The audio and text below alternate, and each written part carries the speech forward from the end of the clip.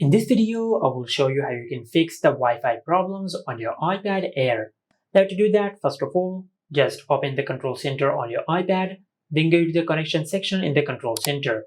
Now just make sure that your iPad is turned on, and after that, just tap on the airplane mode icon and turn it on. Now just wait for a couple of seconds, and after that, just tap on the airplane mode icon and turn it off. And by doing that, you will do a quick network refresh on your iPad. And after you do that, then just go to settings. Now under settings, just tap on general. From here, just tap on software update and check if you have any software update available or not. If you have any update available, just update the software of your iPad, as this could be a software glitch which will be fixed through a software update. After you do that, then just go back to the general settings. Now over here, just scroll down and tap on date and time. And from here, just check if the date and the time on your iPad are correct or not. If they're incorrect, you can set them manually just like that. And also you can do the same with the time. But what I recommend is just enable set automatically. And after you enable this toggle, your iPad will automatically set the correct date and time according to your region.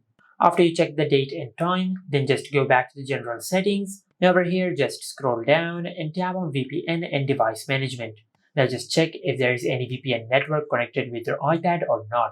If there is any VPN network connected with your iPad, just disconnect it from here.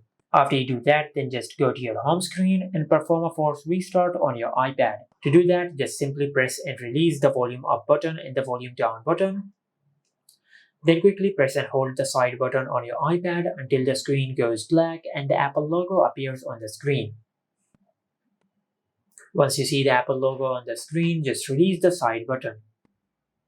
And after the force restart process is completed, then just check if your issue has been fixed or not. But if you have done that and if your issue is still not fixed, then just restart your Wi-Fi router, as the issue can be because of the Wi-Fi router.